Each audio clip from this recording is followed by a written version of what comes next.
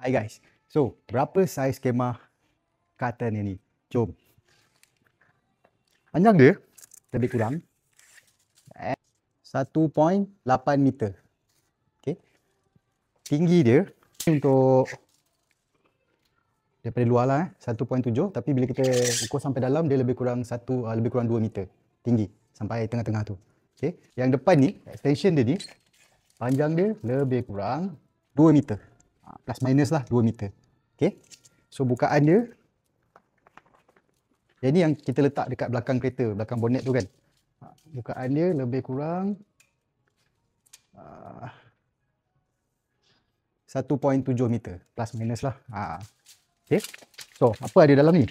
So nanti korang akan dapat extension macam ni. Dia ada pintu kat sini, kita boleh buka tutup. Lepas tu dia ada juga ventilation kat sini. Ni kita boleh buka, kalau hujan kita tutup lah.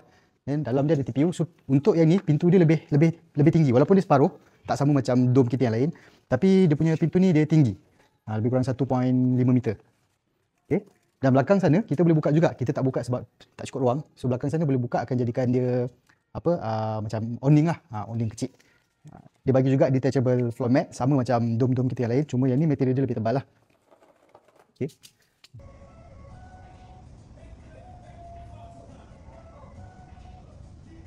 Cangkuk je kat keliling tu. Right. Jom kita pack.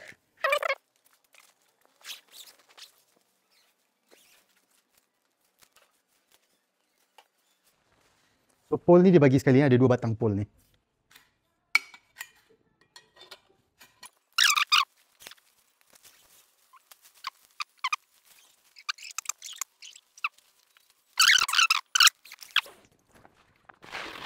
So ni TPU untuk satu window saja. Jadi kami bagi satu saja.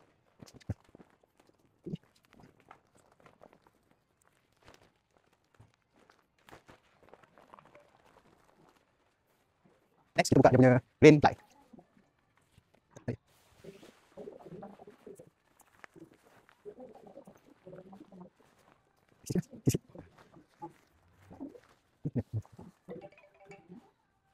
Ya.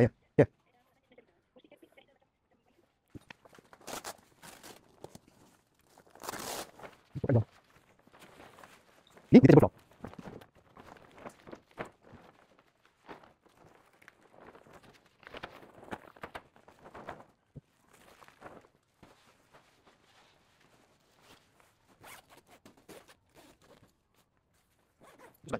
So kita tutup sebelah daripada dia punya kain kan, dari sebelah je.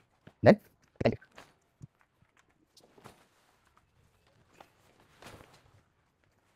Dengan ni kita tutup. Dah siap. Kita kemas lah.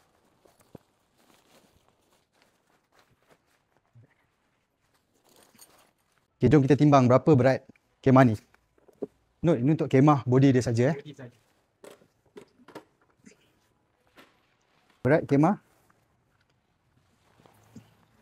lebih kurang 13 kilo lah. Lebih kurang 13 kilo. Okay. So ini tinggi dia.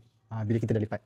Nanti kita akan simpan semua. Kita timbang lagi sekali dengan dia punya total accessories dia semua ni.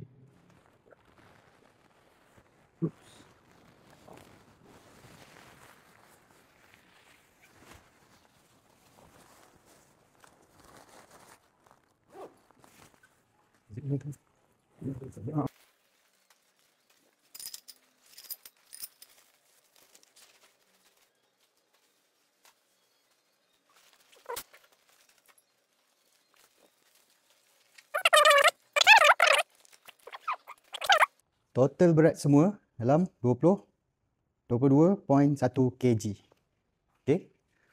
Berapa saiz packaging dia? 1.3 meter kali 35 cm kali 35 cm. Lebih kurang lah. Plus minus. So, 22.1 kg. Jom. Mana dapat paling wow?